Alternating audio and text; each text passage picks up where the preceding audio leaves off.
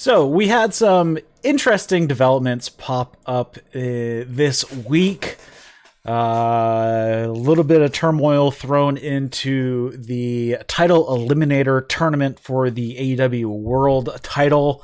That's pretty much the biggest story, not only within the storyline, but just in the personnel of AEW. And that is Jon Moxley has checked himself into an inpatient rehab for alcohol abuse, and he has, of course, everybody supporting him, which is perfectly fine, and a little rewrite has to happen to the title eliminator tournament, and Miro got plugged into Jon Moxley's spot.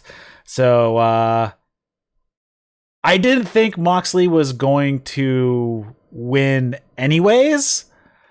I didn't think he was going to beat Bryan Danielson at Full Gear, so I guess that kind of makes sense anyways. So I don't think it really screwed anything up.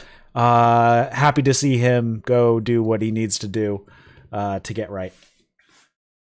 Yeah, and the one person that I think when we were looking at the Eliminator bracket, we were saying, like, this guy is missing. Like, it's good that he got in there. I think that they could have gone a couple directions.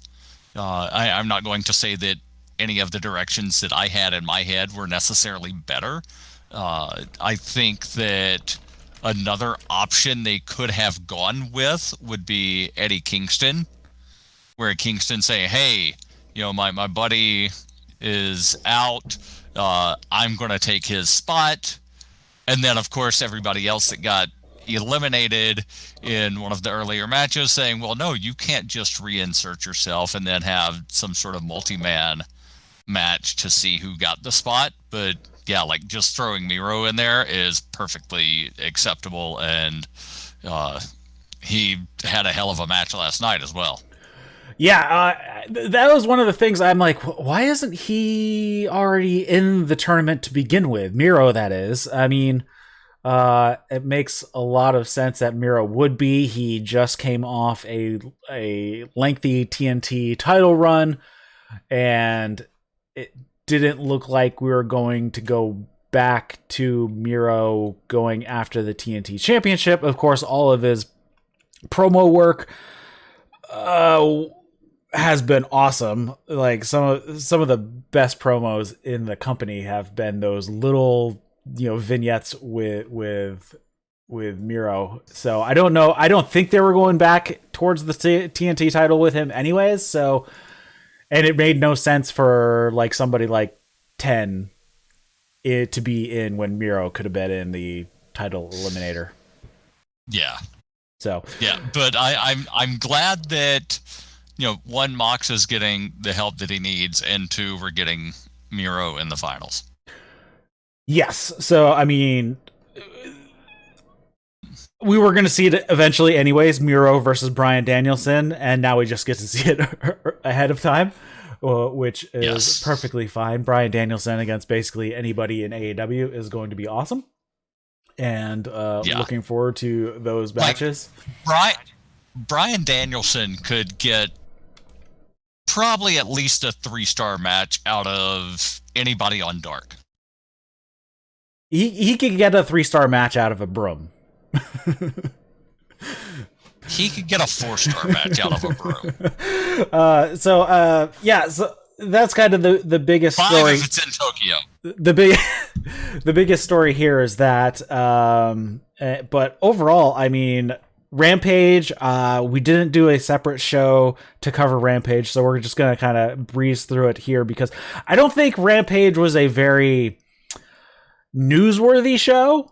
They had some good matches on it, but I don't think it was overly newsworthy. So I didn't think it was going to take a dedicated show of more than 20 minutes to talk about Rampage anyway. So talking about it here, obviously some other big news just in the world of wrestling is ROH. We've got to touch on that. Thanks, Davis, for reminding. That is a whole new situation. billion in debt.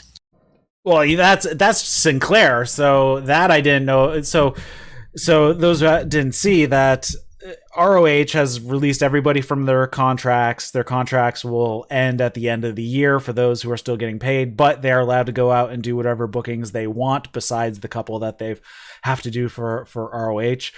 And then, like 2 days later, it came out that Sinclair is $12 billion in debt, which is the owner of...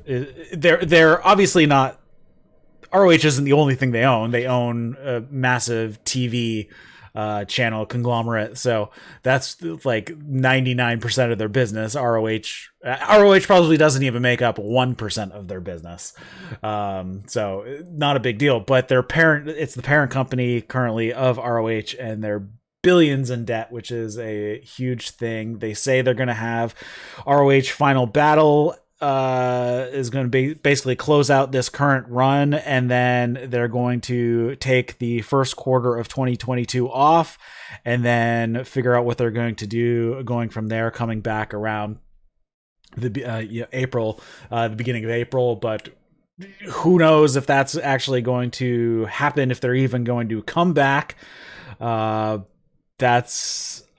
not overly hopeful on that. And now it also means that a bunch of people who were tied up in ROH could get picked up by either AEW or WWE. Or Impact. Or New Japan. Or New Japan, yeah. Well, New Japan was fine because they could already use ROH talent, so that wasn't a big deal.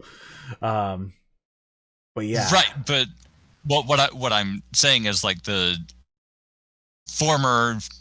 like now former ROH talent could get signed full time to New Japan. Correct. Instead of just, appearances here and there. So it'll be very interesting to see who moves around where. Obviously you have guys like Danhausen, who was getting big, and it looked like he might end up in AEW anyways, because his contract was coming up. He's injured Hausen. Yes, he just smashed his leg, so that's obviously a big problem. So he's not going to be able to get back in the ring until after the first of the year anyways. So very interesting. I'm not sure who we're going to see show up in AEW as a signee. I'm not really sure who was really left in ROH that would make sense for AEW to pick up in the first place. I can see one tag team that would be like instant top level, and that's the Briscoes. Yeah, the Briscoes, and I don't know, Gresham, yeah. Jay from the chat mentioned Gresham. That would make sense. And then maybe outside chance of Jay Lethal, but I'm not sure. Yeah, outside chance of that. Mike and Maria Bennett, Kanellis, whatever last name you want to give them. I think they're a better fit in Impact anyway. Mm-hmm. I think Matt Taven and Bennett already have had an appearance in Impact. Yep. Davis in the chat says low key. I don't think he would fit into the AEW locker room because he's got a lot of baggage and a lot of people don't like him. Yeah, he hurts people. Well, that too. So unlikely. So yeah, like he's an unsafe worker. Yeah. So yeah. All right, so before we get into the actual shows here after that... Oh, Dalton Castle, duh. That makes sense. Okay. Okay, you're not a big fan of Dalton Castle? I've heard the name, but other than that, like I don't know his work. Oh, okay. He's excellent. I would definitely bring him. All right, so... before we get into the shows here, you're listening to That's Wrestling Podcast. If you're listening to this as a podcast, we do this show live on Twitch and on YouTube. So you can follow the links in the show notes to those. If you're listening to this as a podcast and watch us live, join the chat as some people do.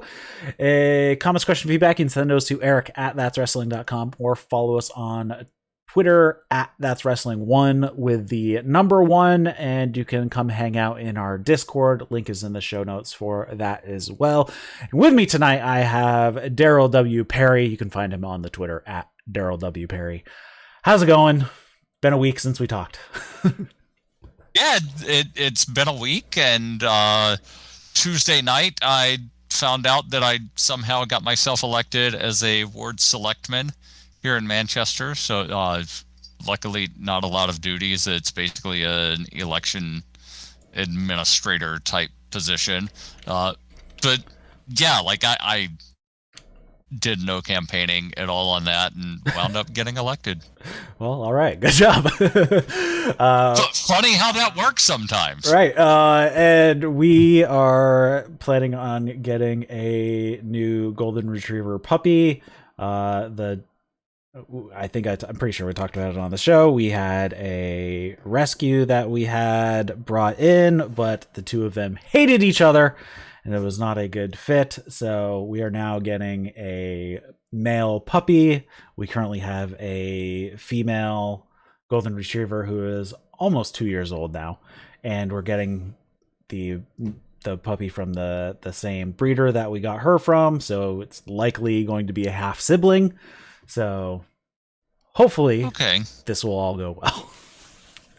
Yes, and then boy dog, girl dog, hopefully they get along. Yeah, we gonna pick them up on Saturday morning. So nice. All right, so let's get into this. We're going to talk about Rampage from October. What? I just had a thought.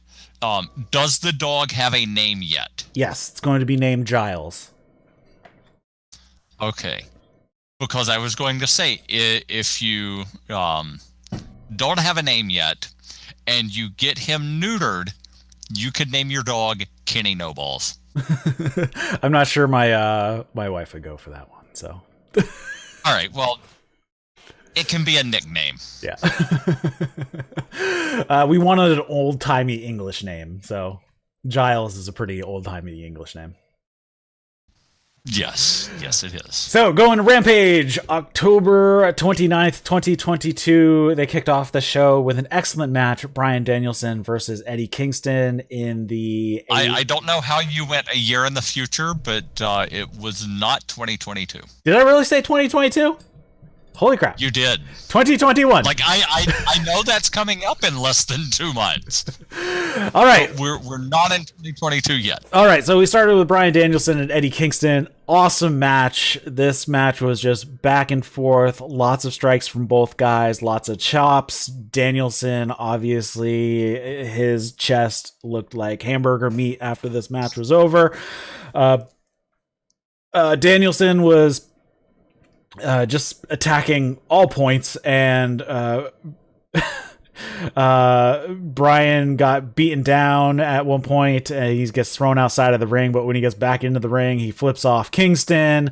Kingston just hits a bunch more strikes. They go outside. Saito suplex from Kingston on the floor, and another one back in the ring for a 2. Kingston worked the stretch plum, and they fight back and forth, though. Danielson hits a super belly-to-back suplex, which was insane. Yeah, any kind of suplex off the ropes is insane anyway. Bryan starts working some strikes, hits a roundhouse kick to the head, some body shots, another head kick, and then Kingston drops before Bryan can hit the Busaiku knee. So he just goes to the ground, starts throwing strikes, works an arm bar. Kingston works his way to his feet, hits a DDT, more strikes, rolling elbow from Bryan, spinning back fist from Kingston, and they double down. And Kingston starts crawling over to Bryan to make the cover, but he made the wrong decision of going right into Bryan's guard. Bryan puts on the triangle choke. He starts laying down some elbow strikes as well. Kingston throws up the middle finger in his face and just holds it until he passes out, and the ref has to stop the match, and Bryan Danielson picks up the victory here. This match was so good. Yeah, and it's one of my favorite endings to a match where there's somebody in a submission and like they should tap but they're not going to, and they either just faint or in this case they're flipping the person off, and then you can just see the finger fall over and it's like, yep, they're out, stop the match. And then they have the sort of they've saved enough face to where they're like, I didn't tap. Right. I did not tap in that match. I didn't get pinned. But yeah, really good ending to the match. And then of course, the ending of this match plays into a promo later on. Yeah, I'm pretty sure Kingston, every time that he has been technically submitted, he never tapped. He always has gone out, at least in AEW, because I'm pretty sure that's the same thing that he did when Moxley choked him out with the Bulldog choke and he didn't tap, he just went out. Oh yeah. Way back. So that's definitely a Kingston before they thing. Became friends again. Yes. Eventually, when they got to their feet, Bryan offered a handshake, and Kingston is just mad and he rejects him, and he just gets out of the ring. So when we come back from commercial after that match, Tony is backstage with CM Punk. He's trying to interview Punk, and then there's a ton of yelling in the background, and it's Eddie Kingston yelling, "Hey, who rang the bell? Who rang the bell?" He comes in, he's yelling at Punk, and Punk says, "Hey, I saw what happened out there. You want to go to sleep again?" They a bunch of people come in and push Kingston away, and they've run out of time for Tony and Punk, so they have to go on. I really liked how they did this segment, especially because I'm pretty sure Kingston was dropping a bunch of F-bombs because they were bleeping a lot of stuff. Yeah, I like that, and also that they're like, no, we only had this amount of time. Sorry, Punk, I don't get to talk to you about the thing I wanted to talk to you about. Right. Because these guys are ready to go start their next match. Yeah. So I really like how they worked this out. And then we moved on to our next match. It was Matt Sydal versus Dante Martin. This is their third one-on-one match. And they talk a little before they start. They shake hands. And then they get to grappling and rolling to start. Dante does a really cool head scissors pull into the turnbuckle, and then hits a massive springboard missile drop kick. It's a moonsault to the floor. Seidel works a leg hold when they're back into the ring, works a bow and arrow stretch, hits a double foot stomp to the back, hits a Falcon Arrow for 2. They go back and forth a bit. Seidel hits a running knee to the face in the corner, hits some leg kicks, tries a roll up for 2. Dante hits this crazy sunset flip. He gets so much air just to do a sunset flip for a 2 count. Hits a standing double stomp. Seidel hits a standing Rana, pulling Dante off the top rope when they set up there. Dante tries a crucifix pin for 2. Dante flips out of the lightning spiral, hits a flip over cutter, and then a double springboard moonsault. And he rolls up Seidel tight and gets the win. So he comes out victorious finally against Matt Seidel here with Lio Rush at ringside. Yeah, good, solid match. And that spot at the sort of early on where he did whatever weird flip-de-do springboard Rana into the turnbuckle.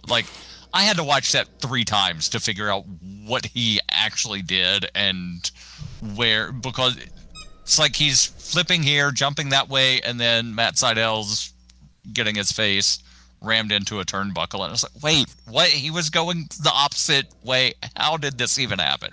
It's amazing how much new moves that Dante Martin has come up with, or at least moves that I've never seen anybody do before, and it's awesome. Yeah, and on the sunset flip, he gets air like he's doing the Rise of the Terminator. Yeah. To just do a sunset flip. And the kid's what, like 20? 19 or 20. Yeah. Something like that, yeah. Next up, we had Mark Henry doing a split screen, and Mark Henry is a bit of it. Mark is a bit of an idiot. He asks Abadon for a comment, and she doesn't give one. She just spits out some blood. And Britt says that she's the hardcore legend, and she's going to send Abadon to hell where she belongs. Jamie and Rebel are with her. They have zombie makeup on because it is the Halloween episode of Rampage. Yes, and then like they go back to the camera that should be showing Abadon, and like she's not there,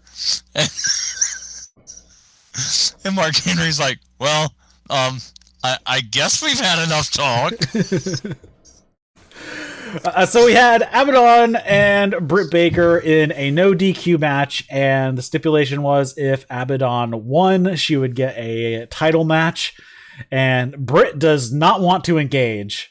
But when she does, Abadon hits her with a stunner, and she rolls to the outside. Rebel and Jamie set up a table on the outside.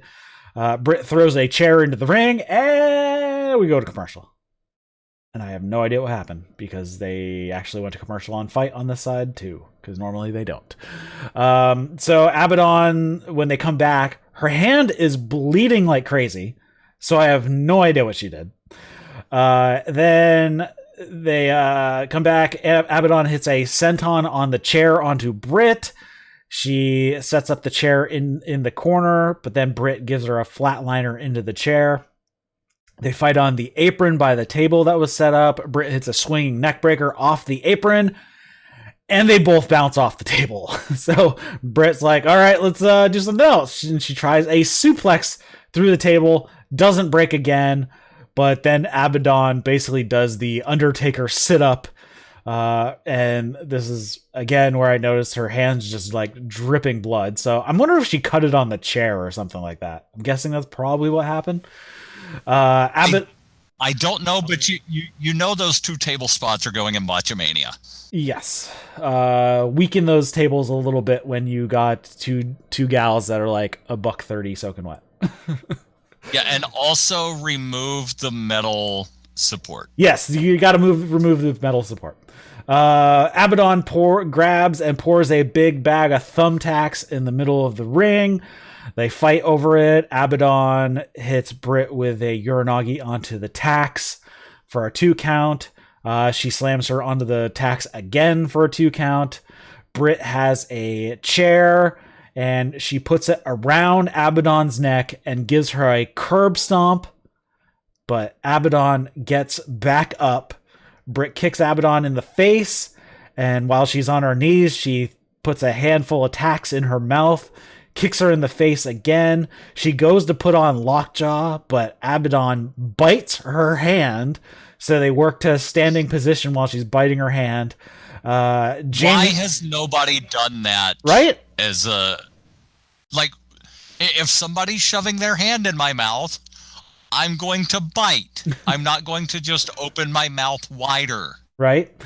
They get to a standing position. Jamie attacks Abadon from behind, and Abadon sends her packing. Rebel jumps up on the apron on the other side, so Abadon turns her attention that way. Britt comes in from behind and then rolls her up for the win. This match was okay, but I'm not sure how... I've never been a huge fan of Abadon, and still not a fan of Abadon, and I do not know how she fits into this type of landscape. I don't either, and yeah, like, hopefully they can do some kind of repackage of the rest, because I think that, you know, she's a decent enough wrestler, but just the character is not a good fit. And her ring attire just does not fit that type of character either. It's really strange. Yeah. Yeah. But I will say that I loved how Britt was a little hesitant to even try to apply the lockjaw. Yeah. Because whatever Abadon does to her teeth, it appeared as though her teeth were shaved down to points. I don't think they actually were. But yeah, like maybe it's just, like a mouth guard or something, because Bobby Fish does something similar where, like when he grins, it looks like his teeth are filed to a point, but it's just his mouth guard. But yeah, like Britt's kind of hesitant to even go for it, and then Abadon just like bites her hand. Well, holy damn.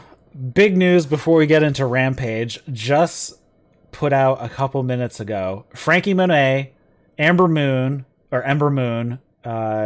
Jessie Camilla, Katrina Cortez, Oni Lorcan, Trey Baxter, Scarlett, B-Fab, Karrion Kross, Harry Smith, Nia Jax, Eva Marie, Keith Lee, and Mia Yim have all been released from WWE.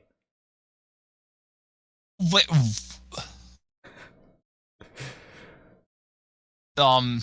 right? Okay. That is a laundry list. I even skipped a few that I didn't recognize their names. So I'll go through it again. Frankie Monet, Ember Moon, Jessie Camilla, Katrina Cortez, Jeet Rama. I have no idea who that is. Oni Lorcan, Trey Baxter, Zaida Ramir, Scarlett, B-Fab, Grand Metalik, Lindsay Dorado, Karrion Kross, Harry Smith, Nia Jax, Eva Marie, Keith Lee, and Mia Yim. All right, so the Harry Smith signed to WWE, is that Davey Boy's That is Davey Boy Smith Jr. Okay, that's what I thought, but I wasn't sure. I would love to see him team back up with Archer. Yes. So I could see him and possibly Ember Moon getting signed. Ember Moon, who formerly was trained by Lance Archer, used to be known as Athena. I could see Athena is all elite and Davey Smith Jr. all elite sometime in the spring. Some of the other Keith Lee, like I think Keith Lee would even be a good fit. Yeah, and wasn't Karrion Kross just like the NXT champion like a couple weeks ago? Yeah, and then he got called up to the main roster and was repackaged with some sort of weird Road Warrior, like dominatrix sort of crossover gear, and everybody's like, what the fuck is going on? Yeah. Well, this is just really strange. That is a lot of people, especially, I mean, some of these, Ember Moon, I can't believe they cut Ember Moon. She's like one of the best wrestlers they had. I know, but they couldn't figure out what to do with her. I don't know how they couldn't figure it out. Yeah. But they couldn't figure it out. Oh, well, I guess we'll see just where like everybody lands. Asuka. Right? Like Asuka was an absolute beast in NXT. She gets called up to the main roster and like she's just kind of there. Oh, and let's have Asuka feud with James fucking Ellsworth. and then why not? And then let's kill her undefeated streak right away. Yeah. Yeah. All right. Going on to AEW Dynamite for November 3rd, 2021. They did start off the show talking about how Moxley has been pulled from the show. Also, not announced here, but I think it was on Observer mentioning that the Blade has also been out dealing with some of his own issues, and which is fine. I mean, his wife, the Bunny, was out earlier, so for the same stuff. So fine. Everybody's out getting what they need, and that is a good thing in my mind. And AEW seems to be very supportive of all of their talent. When they need time off, they get it, regardless if they're in the middle of something using them. And I mean, that is how you keep your talent happy, and you can get more out of them later than having to do something stupid with them now. Yeah. And yeah, glad he's getting the help. I'm glad that, and I even posted this in the Discord, I'm glad that they didn't exploit his problems the way WCW did with Scott Hall back in the late 90s, where it's like, oh yes, this guy has a serious alcohol problem. I know. Let's have him drink whiskey during the middle of his match. Yeah. That'll be funny. Yeah. On a fun note, I actually just got into a new therapy program today. So since my old doctor is actually retiring because he's 73 years old, so I needed to find a new program anyways, and I got accepted to a new one over in Brattleboro. So good times there. Nice. All right, we move on. First match of the evening is a rematch from last year. Allin Angels, number 5 of the Dark Order, taking on Kenny Omega. Of course, Allin Angels took on Kenny Omega during the Georgia tapings right when the pandemic started. It was Allin Angels' first match, and so now he comes back again, and Allin immediately hits a shotgun drop kick right off the bell. But Omega then Angel's not wearing the mask. He was not wearing the mask tonight. Yes, or last night. He stopped wearing the mask a couple weeks ago. So, Omega. I prefer him in the mask. Yes, too many bald guys with beards in the Dark Order. But he's got the tattoos. That's easy to distinguish him, and it's not like John Silver and Stu Grayson look anything like 5 anyway, so it's just funny. Omega comes back with some strikes right away. We get a Kenny no balls chant right off the bat here. A little bit of back and forth. Omega hits a Kotaro Crusher, hits a kick to the ribs, and then just faces him into the mat. He hits a leg capture Yushigoroshi. Allin avoids the V-trigger, tries a roll-up for 2. Allin hits a really high-speed tope to the outside, sending Omega into the barricade. But then Omega throws Allin into the barricade, into the edge of the apron. Allin sweeps Kenny and then hits a moonsault off the second rope to the floor, and then hits a crossbody off the top rope back in the ring for a 2. Goes up top for a frog splash. Omega gets his knees up, and they go back and forth a little. Omega goes for a one-winged angel. Allin turns it into a sunset flip for a 2. Kenny then just hits a massive standing V-trigger for a 2, and then hits him with 2 more in the ropes. If Kenny would have grabbed a leg after the standing V-trigger, it would have been over. Mm-hmm. He went in he went for that lax, cocky cover where he just like barely laid across his chest. 1, 2, kick out. Yep. And then 2 more, and that puts away Allin Angels. A fun match. I mean, everybody was complaining that Omega gave him way too much last year, especially because he was champion at that point. Was he champion at that point? I can't remember. No. He wasn't. Moxley was champion at that point, I think, right? Yeah. Moxley won right before the pandemic started. Yeah, and then Kenny won it at Winter is Coming. Right. So this match would not have happened yet. Everybody's complaining Kenny gave this Allin Angels guy way too much. And I like that they've kind of turned it into a story that Allin seems to be one of those low card guys, but for whatever reason gives Kenny Omega a hard time, which I like. that's a fun little story. I mean, it happens in real fighting sports. I mean, in MMA, you'll sometimes see a guy who's way down who has a win over like the number 2 or 3 ranked guy, but he never cracks the top 10 or something like that. But he always beats him if he ever fights him. Yeah. After the match was over, Omega grabs a microphone and says, Allin, or Angels, are you listening to me? You embarrassed me last year. You ruined my career as the god of pro wrestling. I have the power to giveth and taketh away. Nakazawa, give me a chair. And Nakazawa throws a chair into the ring, lifts up Angel to hit a one-winged angel on the chair, but Hangman's music hits. So Kenny drops Allin Angels off his shoulders, and Hangman walks his way down to the ring. So Omega picks up the chair and is ready to use it. When Hangman gets onto the apron, when he reels back with it, Allin grabs the chair and takes it away from Omega. Hangman goes for a buckshot lariat, but Omega ducks it and bails out of the ring, running up the ramp. And Hangman notices that the title belt was left in the ring, and he picks it up and says, hey, Kenny, I think you forgot something.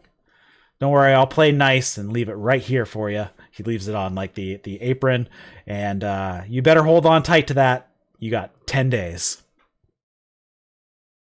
Such a good promo. Yes. So looking forward to that match in 10 days. Then we got Miro is replacing Moxley in the tournament. We already discussed that. And then we have Malachi Black. He says, why do men of power think that their decisions serve more than their own interests? Tony, your decision to bar me from ringside is not going to have significant impact as you think it might. When they assassinated Julius Caesar, it wasn't just Marcus who betrayed him. And a little bit of foreshadowing here. But I didn't really notice it until later in the night. Then we have CM Punk. He comes out to the ring, and he said, everybody's chanting CM Punk, and he says, that's not the name I want to hear right now. I'm not particularly in the best mood. 2 people who aren't here that should be. One of them has a good reason, and his name is Jon Moxley, and that's the name I want to hear. So everybody chants Jon Moxley. He says, I'll spend all my time listening to you guys chant for him because it's important to me. We have some history. We're not the best of friends, but last night as I'm driving to come to the show, I get a phone call and have the situation explained to me. And I know what it's like to go. And I think you have to be all tough, and you wrap up the injuries, and when you're sick and you still show up for work, and all these things compound, and eventually you just have to come to the point where you take yourself off the hamster wheel. And I've been criticized for it. I don't want anyone to criticize Moxley because I'm damn proud of him. And I'll say, if anybody here watching, if you're in a place you think you need help, then reach out, text somebody, call somebody. There's nothing wrong with asking for help. There are times I should have reached out, and I wish I did. And that brings me to the second guy, Eddie Kingston. You're not here, so I have to do this here like this. I don't like to be interrupted that you did. I don't like how you interrupted me last week on Rampage. I don't know what fabricated story you have in your head that the beef between us. There's no such thing. I'd fight him. Somebody said, fight him out in the crowd. He said, I would fight him, but he's not here tonight. So I'll be in St. Louis to accept your apology for interrupting me. And then he goes on with Moxley gone. There's a spot open in the title tournament, and I was ready to fill that spot, but now I have to deal with this thing with Eddie. So I'll see you on Friday. Yeah, and when he was talking about Mox, I was totally expecting a CM Punk heel turn to where he'd just say, see, I never had to deal with that because I'm straight edge and I'm better than you. But I realize it's still early in his run. Like, he can't turn heel this early with like the CM Punk Goodwill tour, but yeah, like I was totally expecting it. This week's Rampage in St. Louis is live, so a rare live Rampage. I guess it's not that rare. Probably it's been about half have been live and half have been taped, right? At this point, I think so. Yeah. I guess it really is going to depend on where they are. They were in Missouri, so it makes sense to do. I mean, but Missouri is still Central Time, though. I think it would make sense if they're ever in like Mountain or Pacific Time. It would make sense to do Rampage live those nights, because that would be a normal time to see a show in those time zones, especially if you're on the West Coast, because then 10 p.m. East Coast is 7 there. So starting a show at 7 o'clock is way better than normal. Then they get them at like 4 o'clock, so they can get on the air at 8 for East Coast. Right.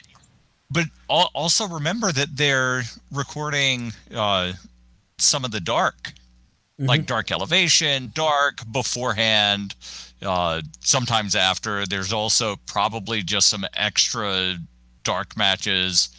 And by that, I mean like just matches that never get aired anywhere. Yeah. So, they're definitely getting a show that starts at a normal-ish time. Like the show's not starting at 9 o'clock Central. Right. Yeah, it's set for 7 Central, so 8 o'clock Eastern is when it actually, like, the actual show starts. So they'll get 2 hours of wrestling before Rampage actually goes live. But especially I'm talking about on Dynamite days on a Friday. Yeah. That's what on days that they're doing Rampage live. They're probably recording Dark or Dark Elevation before Rampage. Yeah. No. I'm saying they are doing that. I'm just saying that in general, like when you're doing a live show, especially when you're on the West Coast, you start way early and people are still at work, when normally like on the East Coast here, the show starts at 7:30. It's easy for me to get out of work, drive 2 hours to Boston to go see a show.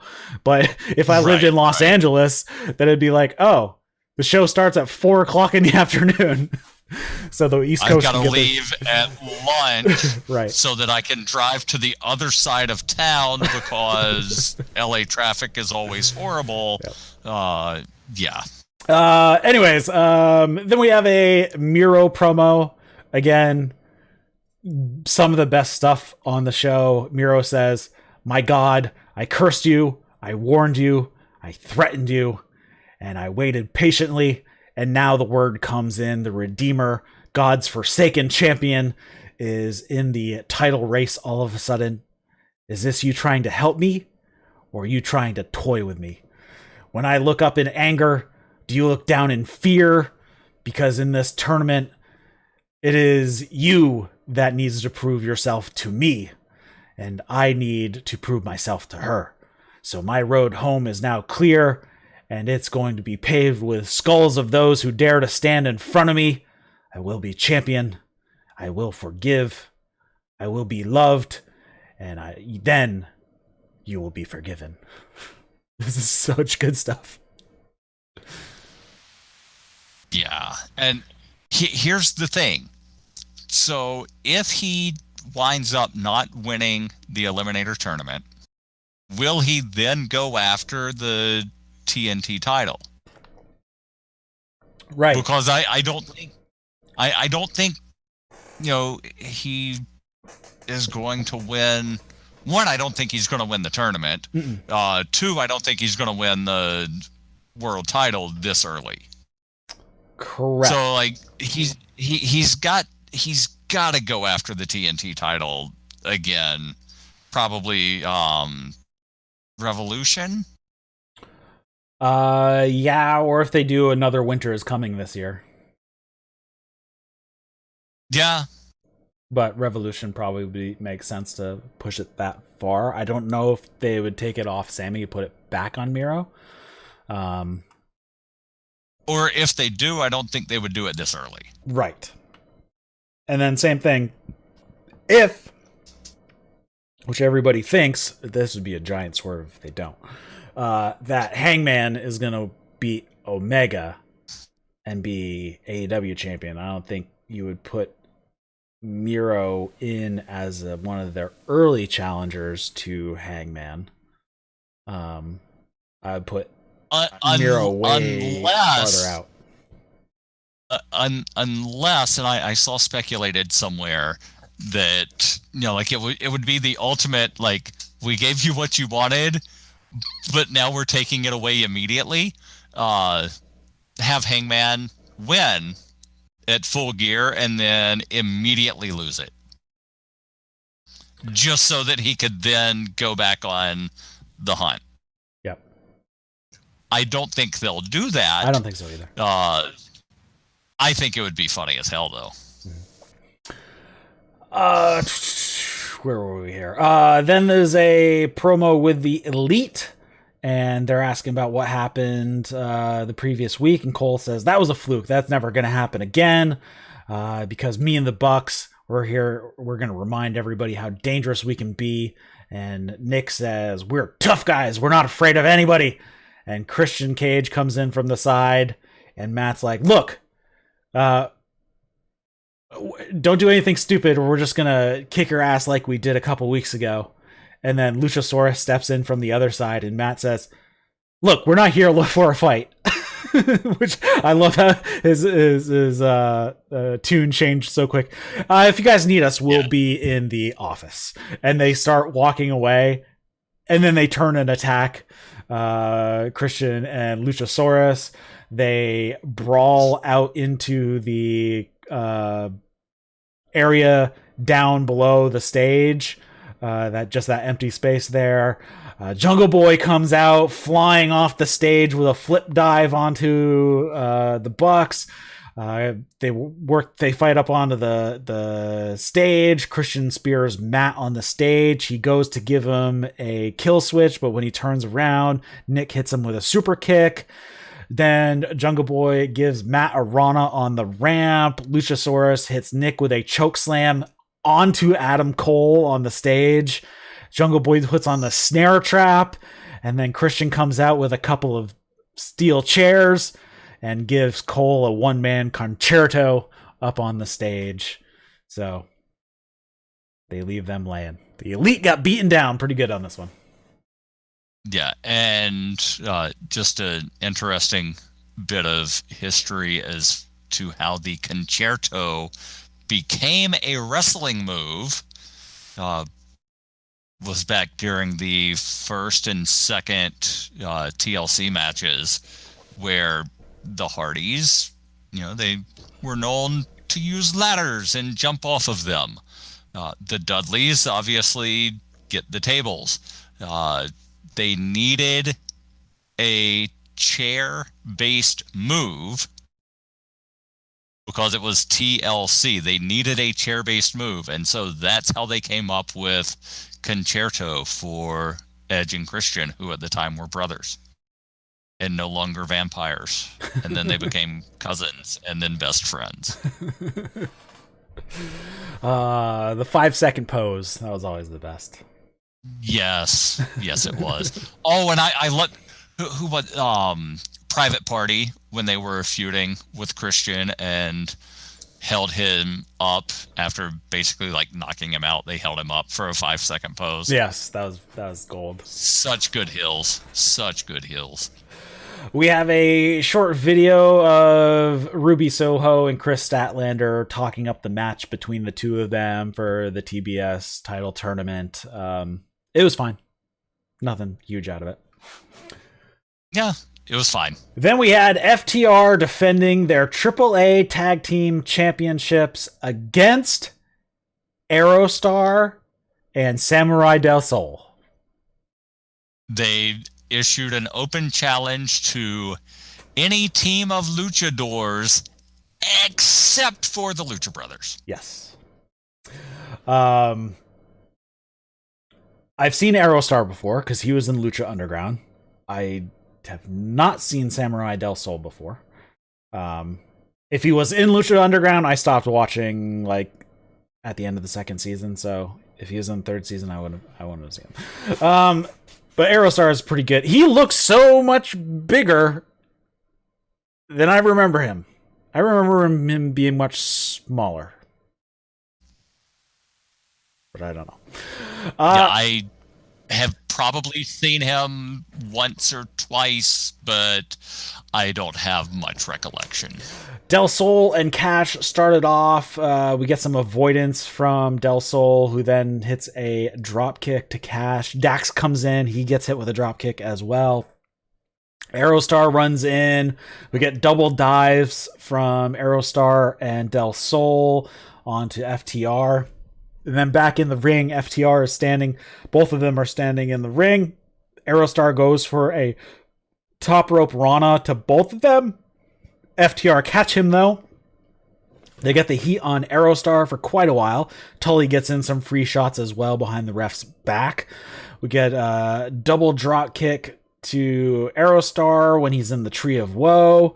He's still in the Tree of Woe, but he sits up as Dax comes in for another sliding drop kick, and Dax goes all the way out to the post. Really just hit his thigh. He didn't end up crotching himself. He played it off as he crotched himself, but he missed by about a foot. Aerostar does a dive to the floor and then basically does a coffin drop to Cash back in the ring. Del Sol tagged in, hits a big springboard drop kick. Aerostar gets caught again doing the double Rana, but this time Del Sol hits a springboard drop kick to his back to push over FTR. He goes in for a pin for 2. We see stereo Ranas on FTR. We get a bunch of kicks from Del Sol, a bunch of reversals.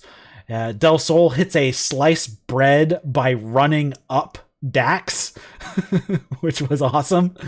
We get a springboard splash from Aerostar, Del Sol, and Dax fighting on the floor. Aerostar goes for a victory roll, but Cash continues through, gets a cradle pin of his own, grabs a fistful of tights and the ropes, and gets the pin. This was a fun match. The luchadors were fighting a very lucha style. FTR was fighting their American style, and it was awesome. Yeah, really good match. And I always have to wonder, why is it that referees, when a face is in a pinning predicament and they grab a handful of tights or the rope, the ref always sees it?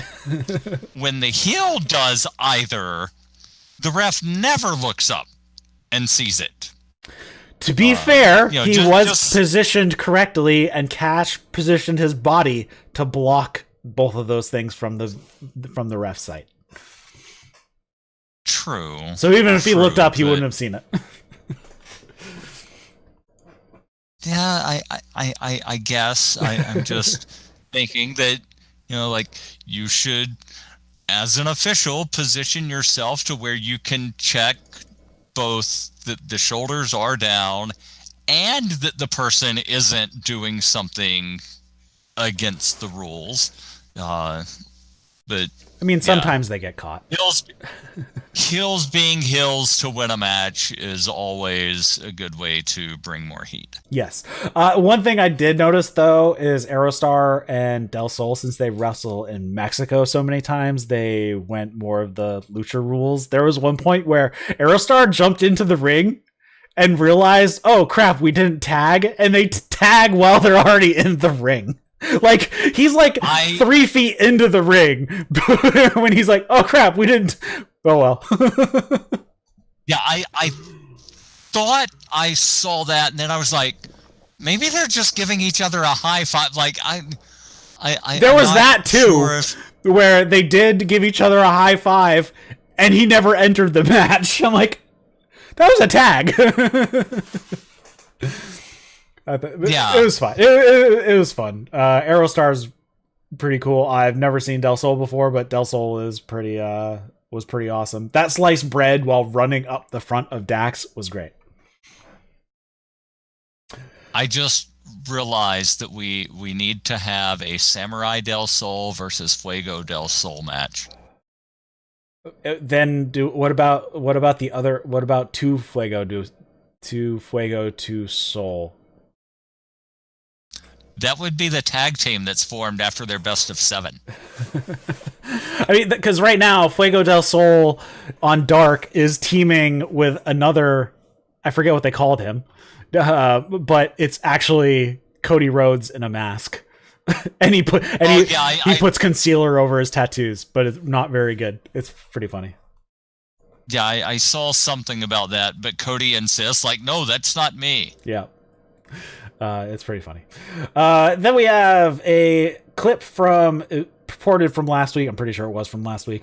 Tony is with Shida backstage. She's getting her trophy for her 50th win. In comes Nyla and Vicky and says, "Congratulations, Shida. You've got 50 wins. You hit a few speed bumps along the way, but now you're at a roadblock because you're going to be facing me in the TBS tournament. Let's go, Vicky. It's going to be an easy night for us." And Vicky says, "Hey, Shida, how's your leg?" Before they make their part.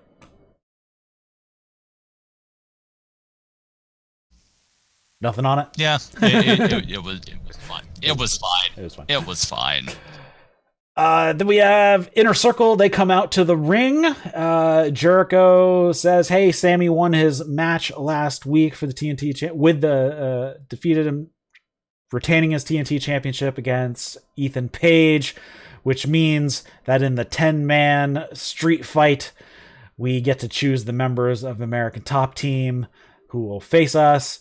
Dan Lambert and company comes out. He says, "I'd really like to leave the shit stain of a city as soon as possible. So let's get this over with." And Jericho says, "Oh, what a bunch of ugly collection of idiots." And with their lead mascot, Dan, "Don't call me dipshit Lambert." And the crowd starts chanting, and Dan's like, no chance. That's stupid. Not today. My face isn't even that fat." Which I just got a huge kick out of when he said that. He says, "I founded this team 25 years ago. That makes me America Top Team #1 member. But I have a collection of characters here and an open contract signed by us for you." There's a big "shut the fuck up" chant, which JR got a huge kick out of. Dan hypes everybody up on his team. Then the Inner Circle basically start dressing them all down. Jake says, "We're going to choose Junior Dos Santos," says he looks like Popeye. And then Santana says, if you want, it talks about Masvidal, you call yourself a pit bull. If you want something to bite this. So they chose Jorge Masvidal. And then there's a little bit more exchange. Didn't he say something? Didn't he say something in Spanish? And then Paige Van Zant says, "What did he say?" And yeah, I was just getting to that point. Okay, you skipped ahead. Then Ortiz starts. And then Jericho is called out for saying mean things to Paige last week. Paige grabs the mic and says, "I'm not scared. I'll get in that match. I'll take on all 5 of you guys." And Jericho's like, "You want to take on all 5 of us by yourself?" That joke just writes itself. And then Ortiz starts talking in Spanish, and she's like, "What did he just say? What did he just say?" And Sammy says, "Said you're a bitch." And then Jericho says, "Our last guy, yeah, we see you. We're looking at you right now. Dan Lambert." And Dan starts freaking out. He says, "I'm not on the menu. These guys are on the menu. I'm not on the menu." And Jericho says, "You just said you're American Top Team #1 member. So we'll see you guys in Minneapolis." And that was that. Yeah, and Lambert was saying, No. I said you can take on any of the fighters. Right. Any fighter." Nope. Any member.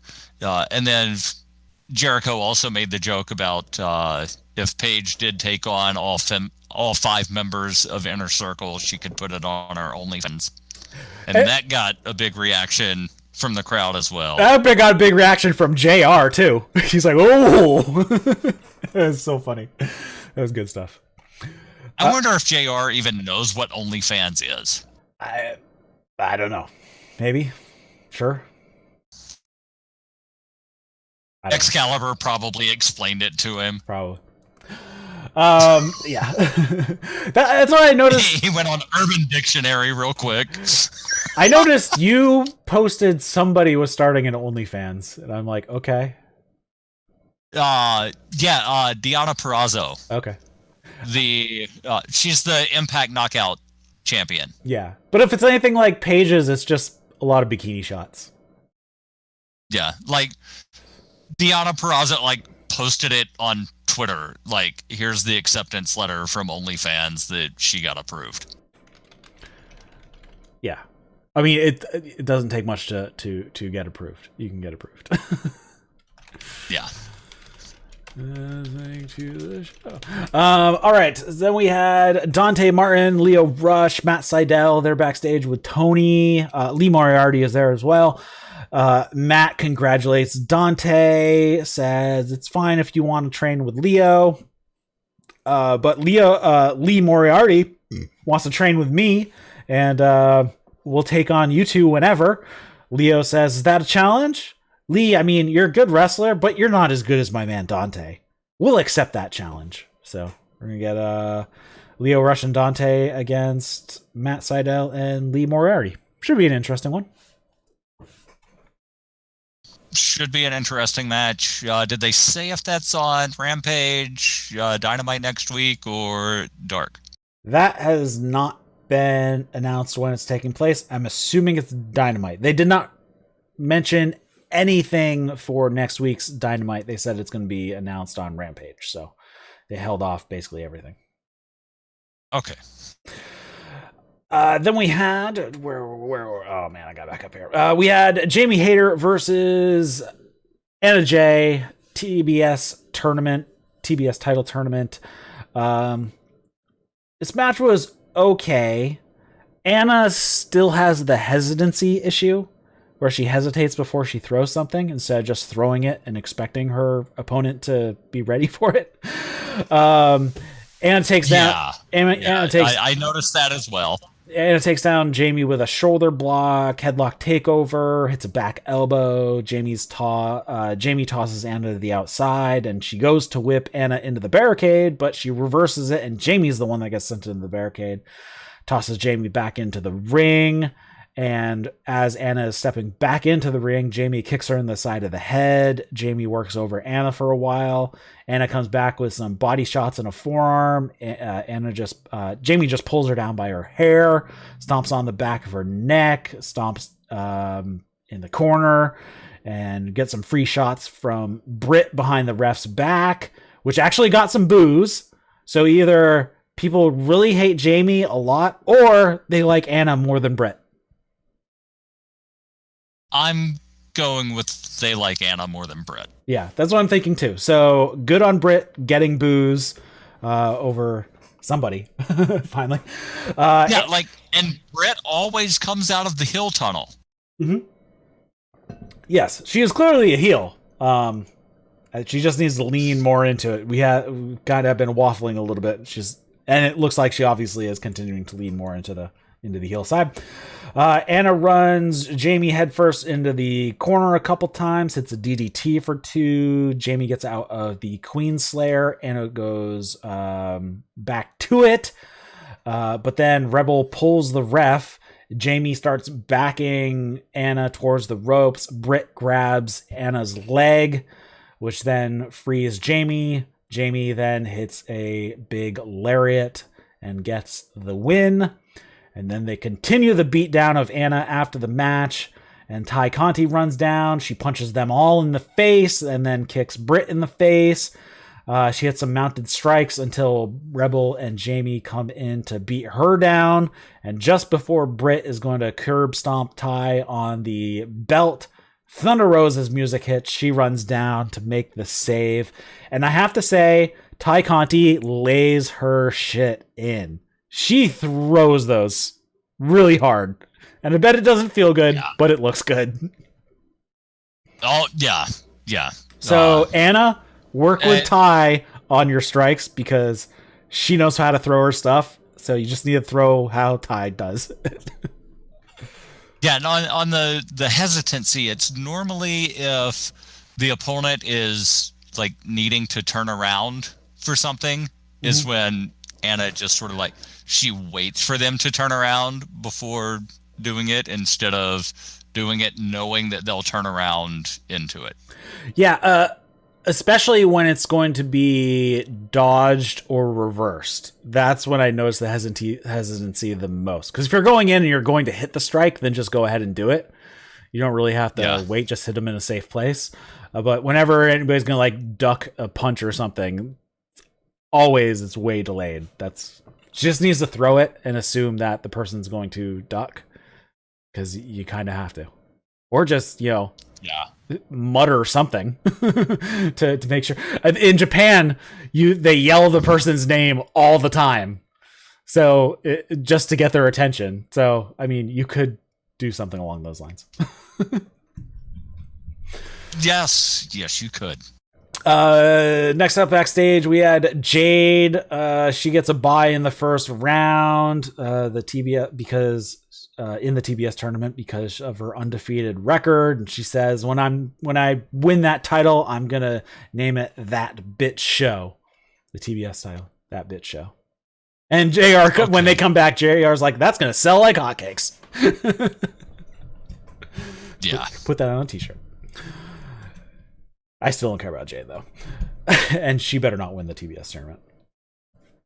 Oh, I hope not. MJF, yeah, like aside from having a good physique, like there's not really anything of substance there. Not at all. MJF comes out to the ring, and Tony caused me to legitimately do a spit take last night while I was watching this, because I did not expect this to come out of his mouth, and it was the funniest thing he said. He said, "Speaking of TBS, here's the big shithead." I love Tony so much. It was great. Yeah. He says this, and then like later on he's talking to somebody, and then like he doesn't even say like "damn" or whatever it was. MJF addresses Darby. Darby's sitting out in the crowd. He says, "Hey, we're the pillars of this company. This company doesn't work without us. And out of all the pillars, we're already the top guys. We have it all. We had it before Dynamite even started. These fans know who we are and what we're going to become, and that's legendary. But the question is, why do they boo me and cheer you? It used to be something that bothered me. It made me really mad. I hear them chant your name every week, and then it hits me. Of course they hate me. I remind them of success. I remind them of their boss, of their more successful brother, one of their step-siblings. But you're a misfit like them. That's why they love you. You'll never fit in. You'll never win. And right now, you might be cool outside of this ring, but once you get in, you let your emotions get the best of you. You go from wrestler to glorified stuntman. At full gear, you'll lose because you're weak. You'll lose because you'll be more concerned about battering me than beating me. And you're going to lose because I'm better than you, and you know it. And if by some miracle you get your stuff together in the next 10 days, I'm still a better wrestler than you. No one has beaten me clean in the middle of this ring. Because that's just how damn good I am. And then Darby basically tells him to shut the hell up. You're not going to get to me. I'm going to get in there. I'm going to have a wrestling match with you because I'm going to get my... because I'm going to lose control and take out my anger now. So he starts walking down towards out of the crowd towards the ring. So MJF is like, screw this. He rolls out of the ring. He starts going up the ramp, and out comes Sting with a baseball bat and a bunch of people dressed up as did they have Darby Allin masks or MJF masks? I'm guessing MJF masks. I can't remember. I wasn't able to really see. Yeah, they were MJF or Darby. The photo masks, and then MJF makes his way back towards the ring, and MJF's crew is fighting with this legion of people with Sting. So Darby comes down. He fights with MJF. He sets MJF against the barricade. He gets a huge head of steam and just like clobbers him over the barricade.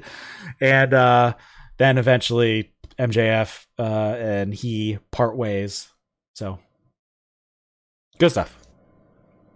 Good stuff. And I always love, and like they didn't do it this time, but always love when somebody comes out wearing a mask or a some kind of face covering, and then it gets yanked off to reveal who it is. And Sting loves wearing the Sting mask over top of his face paint. Yes, he's done it like half a dozen times. It's always just so funny because it's like, that's obviously Sting, and then it's like, no, it's a mask, and it's Sting in the mask. I am curious about something, but I will talk about it at the end of this next match, because I think this also played into a distraction on how they set up this next match.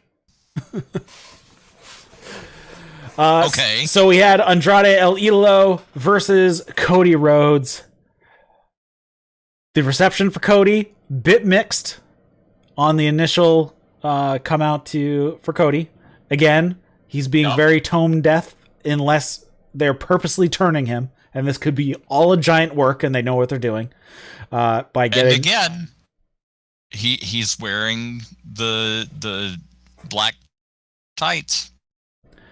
Yes. I know it's a comic book reference, and I'm totally spacing the comic book reference at the moment. I can't even remember now. But the comic book reference, the colors and everything, is a guy who thinks he is a good guy, but he's not. So we'll see. They slap each other a bit. Punches from Cody. Cody does the running into the corner and flips out onto the apron. Andrade follows. He just flips over onto the apron as well. It's like, no, I saw you do that. But he does get the best of Andrade out there. We get a anti-air drop kick from Cody, hitting Andrade out of midair, coming off the top rope. Cody goes up top for the Cody cutter, but Andrade pushes him off the top to the floor. And then Andrade goes after the knee, chop blocks the knee. Cody smashes Andrade with a water bottle. They get back into the ring. Andrade works the knee some more. He hits a running knee, and then we get a very mixed reaction for Cody now. A fast running boot from Andrade. He drops Cody across the top of the barricade on the outside. Cody moves out of the way of a running knee coming in, and Andrade basically knees the top corner pad and goes up and over and crashes to the floor. Cody starts to make a comeback with a few lariats and a power slam. Again, still mixed reaction here. We get a back elbow from Andrade for 2. Cody comes back with a lariat, turns Andrade inside out to more boos this time than anything.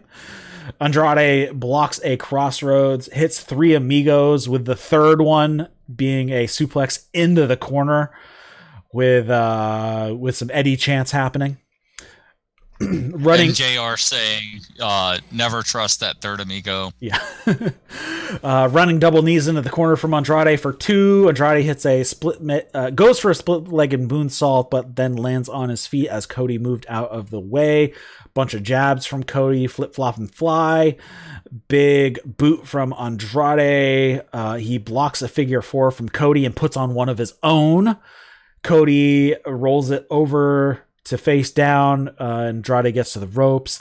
Jose then jumps up onto the apron to stop Cody from hitting the ropes to go for a dive. So Arn Anderson comes over and he pulls him off the apron and takes him out. While the ref is watching this happen, Cody goes for a dive, but FTR have come out from under the ring and hit Cody while he's in midair doing the dive with the AAA title belts. And they hide back under the ring. Andrade throws Cody back into the ring and hits a hammerlock DDT to get the victory. We have some hugs from Andrade and FTR and Andrade to Tully. And FTR hold Cody up. Andrade kicks him with a boot to the face. And then Arn gets into the ring and pushes Tully from behind. They square off and Tully starts taking off his jacket. And then the Lucha Bros run down and they fight with FTR. We get a double super kick to Dax, but then Cash saves him from getting from the fear factor. So I thought this match was really fun, very interesting on how Cody is getting reacted to. And we still have FTR and Andrade working together. Yeah, so FTR and Andrade are working together. And that's the part where there was the foreshadowing earlier of, remember, it wasn't just Marcus that turned on Caesar. Yes. So it's like, oh, okay, here's the other people. So what exactly is the relationship now? Like, is Andrade still paying for the services of FTR, or are they just helping a brother out? That I don't know. That's another thing that needs to be answered. The other thing that still needs to be answered is Andrade and Malachi Black's relationship. That still hasn't been answered. So we have some mysteries here that are still hanging out, and curious how it works out. Yeah, and as far as like how FTR got under the ring, they were one of the masked guys. Yep, that's what I was going to say. I'm guessing they were some of the guys with the photo mask, and then in like the scuffle of everything happening, just like slither up under. That is what I was guessing. Yep, that's what I wanted to touch on, because that was my idea as well. Yeah. Then we had Tony Schiavone with John Silver in the ring. Johnny Hungy versus Adam Cole this Friday. And John said it's going to be... Okay. The joke made 0 sense to me. And I know it should have made sense to me, but it totally did not. What is up with John calling Adam Cole Budge?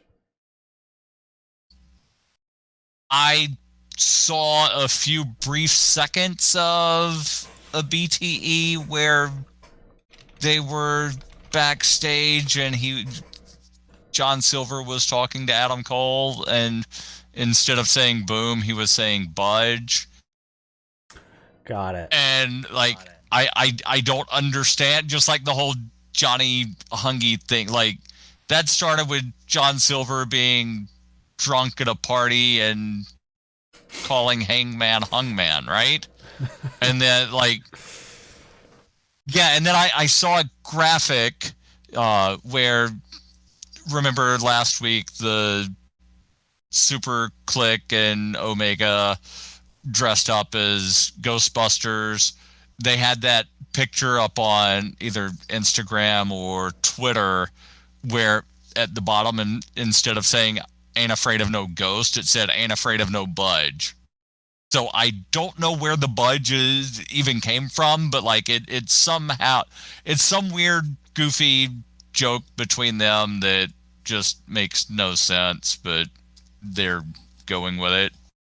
Yeah. So I have missed the past couple weeks of being the Elite. I know I should watch it so I could fill people in, but I didn't. So there we have that. Like I will try to watch it every now and then, and it's just so weird and like skit heavy. It hasn't been as good since Brody Lee died. Yeah, like I just cannot. I can't watch it. Yeah. They run down the card for Rampage. It's going to be John Silver versus Adam Cole, the Bunny versus Red Velvet in the TBS title tournament, and CM Punk will be face-to-face with Eddie Kingston. I'm assuming there's going to be another match in there, but they didn't announce one.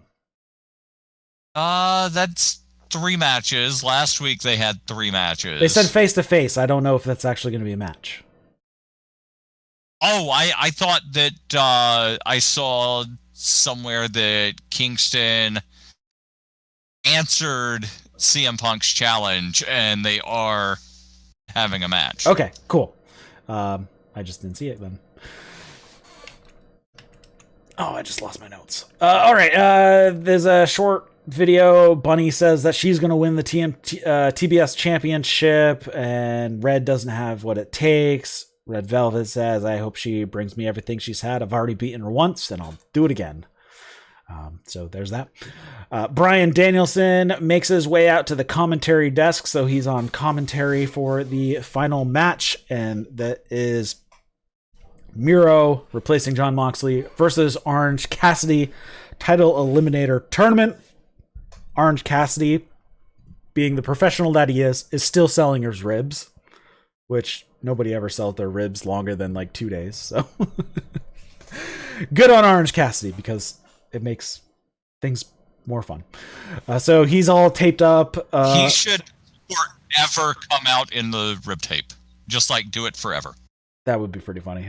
Just like Bob Orton always in a cast. Yeah, well, that was like an actual thing because like he never actually let his forearm heal properly, so it was always in a state of fracture. Orange Cassidy dodges Miro, starts playing some games with him, but then he gets caught going for a dive, and Miro hits an overhead throw on the floor. He throws Orange Cassidy into the edge of the ring, and he starts pulling off the bandages from his midsection. He hits a few different suplexes in the ring. He bear hugs on the battered ribs. Hits a body slam. We get dueling chants at pretty much equal volume. Orange Cassidy hits a desperation stunner, but can't do anything before Miro just mauls him in the corner. Orange Cassidy fires up, hits some strikes, hits a shotgun dropkick into the corner, hits an around-the-world DDT for a 2 count. Miro bails before the orange punch can be delivered. He rolls out to the floor. He's walking around. He's standing over next to the timekeeper's table. And coming out of the air, Orange Cassidy goes off the top rope with a crossbody, sending Miro and he through the table. Miro barely makes the 10 count. I actually thought they might actually do it. The count out victory right there. I thought they were. Yeah, they had me. I honestly thought they were. Because there was a delay on the ref getting to 10. Like, it should have been a 10 count. Yes. It really should have been. Miro catches Orange Cassidy coming in on the orange punch, but OC makes his way around him, hits beach break, but only gets a 2 count. Miro hits a huge body block, hits the switch kick to the face, puts on game over, pulls it back, and gets the tap out victory over Orange Cassidy. So Miro moving on. And he'll be facing Bryan Danielson, who makes his way off of commentary down to the ring, gets in the ring, offers a handshake to Miro, but Miro just backs away and leaves the ring. Yeah. So I'm checking now, and apparently I misunderstood. Eddie Kingston has agreed to meet CM Punk in the ring, but it's not a confirmed match. Yes, that's what I was pretty sure that was the case. So, yeah. So I'm guessing either that segment is going to go really long, or there is going to be at least one more match added to the card, because John Silver versus it could, if that face-to-face goes like 10 minutes, then you could do John Silver and Adam Cole. They could pull a 20-minute match, and then Bunny and Velvet do a 8 to 10 minute match, added in commercials in there, and you got your 1 hour show, I guess. We'll see. Yeah, I still think it needs. I think it needs another match, but Probably. Who knows? I'd assume there's would be a squash match in there somewhere. Just somebody come out, destroy somebody in 90 seconds, and call it a day. Yeah. So that was that. That was Rampage and Dynamite from this past week. Rampage, Dynamite last night. Super easy shows to watch. I watched both of them live. I usually don't watch Rampage live. I usually just go to bed early, which I'm going to have to do this week because we got to leave really early to go pick up the puppy. So I'm definitely not watching Rampage live tomorrow night. But it's okay. Nothing huge is exciting me to watch Rampage. I mean, CM Punk and Eddie Kingston talking is going to be good, and John Silver versus Adam Cole will be a good match, but it's not like the outcome really matters to me. Yeah. So I'll watch it. Don't know if I'll watch it live or not. You've got the thing on Saturday where you're picking up a puppy, and then I think you had posted somewhere your wife is graduating on Sunday. Well, now that we're picking up the puppy, she decided, screw that, I'm staying home with the puppy. Okay. So on Sunday, I have not gotten confirmation from anybody yet if the time works, but pretty much everybody has said Sunday works, except you. I think you said it's iffy. Yes? No, I can make it work. Okay. I can make it work. So we are hoping to do the 2 year of AEW, or year 2 of AEW review show on Sunday at 7 p.m. Eastern, and we should have back everybody who was on the show last year for the 1 year review. Nice. So we should have you, Dave, Caleb, Trey, and myself. That was everybody who was on the show last year. We're going to go through the predictions that we made last year, see who was right, see who was wrong about stuff, see what still hasn't come to pass. What's up? Did you make it through and you have the list of everybody's predictions? I do not yet. I'm an hour into the show. It was a 3-hour show that we did, so I got to listen to the rest of it. But the first prediction that was made by Dave, and he was correct so far. But some of the predictions still hasn't come to pass. So we'll talk about that.